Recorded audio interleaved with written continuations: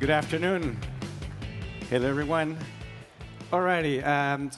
The company I've founded is called Visualping. We detect any changes on any pages you're interested about. So you can track back in stock pricing. You can track whenever the price drops. You can track the Facebook profile of your ex. And we use AI to let you know whenever a condition happens. So if the ex is back in a relationship, or she or he does something, we will be alerting you on an email, and we tell you exactly what that person did. We launched our startup a few years ago, and we transitioned slowly from from B2C to B2B. We launched Visualping for Business about 3 years ago, and we have learned a ton about pricing, how to price your startup, how to price your product. We pretty much have tried everything under the earth to make money. And let's face it, making money, it's really important for your startup. This is what pays the bills. This is what pays your employees. This is what investors are interested about. This is how you grow. This is where you have a happy life. So pricing, it's what we're going to be discovering today. And I'm really happy to share anything we have learned in that journey, from $5 a month to go up to $200,000 annual contract values. And let's face it, pricing is complicated. If you feel a bit underwhelmed or have a headache about how to price your startup, just go for a minute and spend time in the pricing page of Zoom, which is what you see here. It's an absolute mess. If you feel bad about it, just think about the poor team that came up with this pricing page. There is pricing for workspace, at the very top here. Pricing for individuals, pricing for enterprise, industries. Then you have workspace, phone, events, webinars, scheduled rooms. Then you have apps. Then you have comparable features. You have a whole bunch of different ways to price it. So if you are finding for inspiration and you want to feel bad about pricing, just go there. All right, so how to start pricing? Well, step number one is what's the value of your company? What's the value of your product? What price are you going to charge? $5, $10, $100,000? Y Combinator came up with a very simple rule. And the first step is the 10-5-20 rule. So first step is saying, OK, what's the value of my product? And the best way to think about it is it has to be about the perceived value has to be about 10 times the price I'm charging to the customer. 10 times is a big gap. So don't worry about the fact that you're missing it. 10 times, it's big. You have a big room to maneuver to charge your product. The second one, they recommend rise progressively prices every 6 months, every year, about 5% every time, and see how your customers react to that price increase. And then you stop increasing prices when about 20% of your customers push back and say, well, that's so expensive. This is when you see that you are reached the pricing of the correct pricing for your startup. And this is difficult because, obviously, you're making a new product to the world. There's no references. You don't know anything about. Then the next question is, once you figure this out, then you have to figure out, OK, will I be able to survive with my pricing?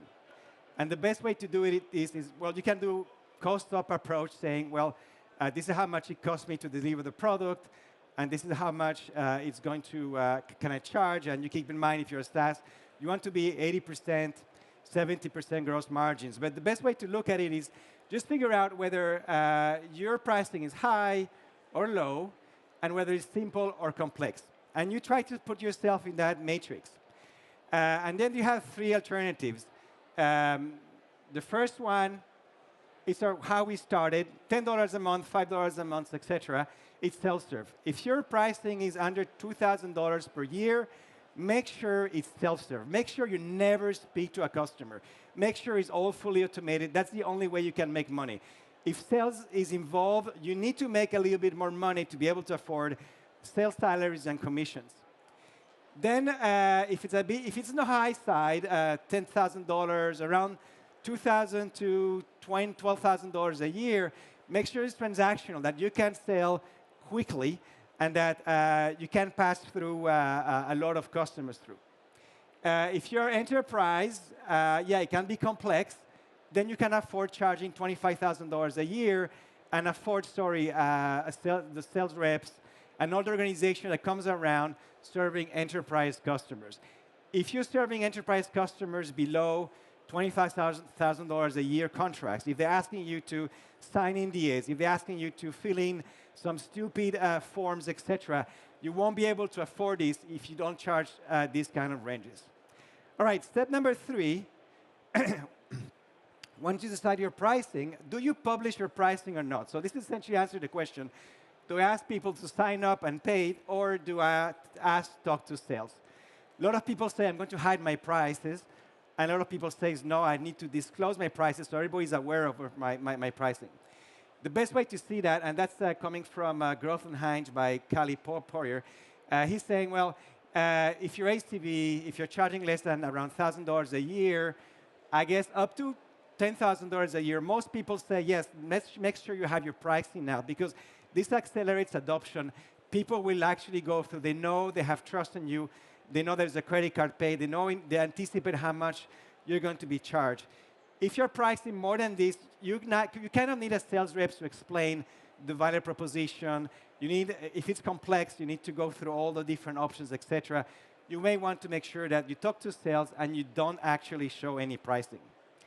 All right, next question is, do I charge by usage or I charge by subscription? I don't know what happened with my logos here, but essentially, usage is like gas. You put gas in your tank, you run out of gas, you charge again some gas, and you continue on. This is electricity too. You're just getting charged by consumption. If you're a startup, a subscription will be like cell phone or cable TV, Amazon, Netflix, this is all by subscription.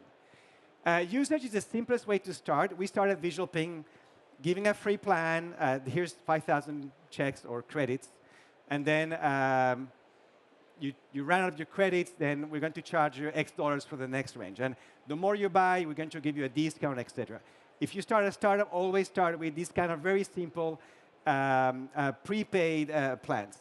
Then you can go into month end. I'm going to charge you, send you an invoice at the end of the month.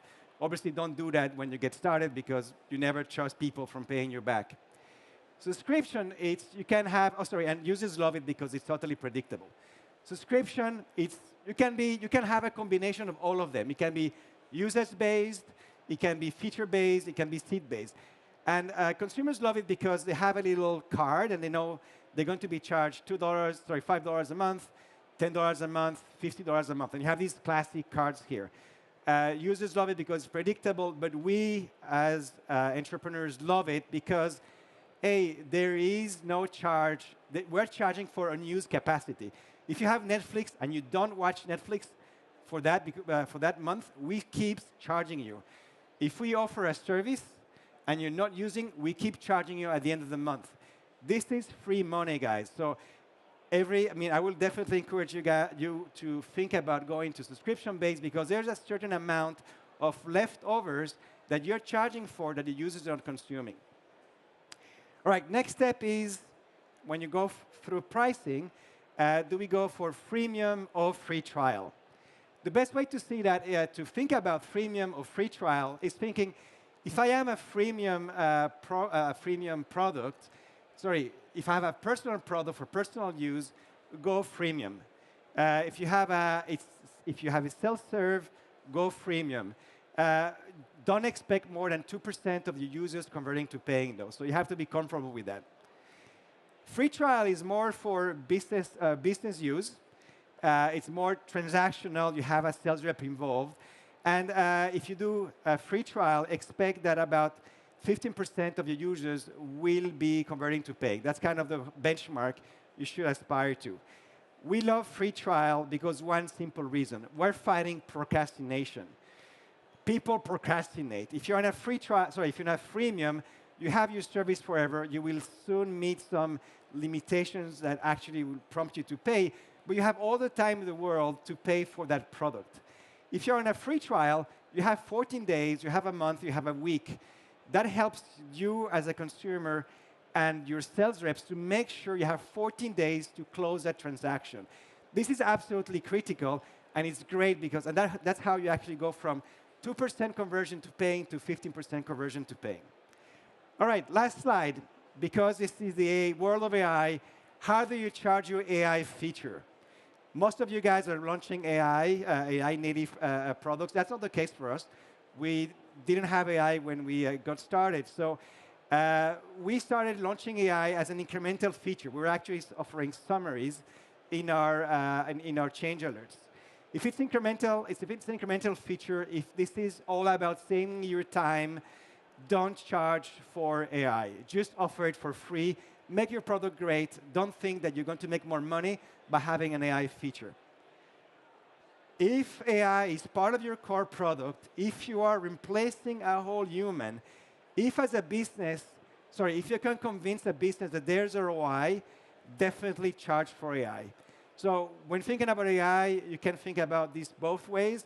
Either you charge or you don't charge. You have the choice. AI is dead cheap. We never thought that we could actually improve our product so well with the use of AI. Don't hesitate to give it away for free.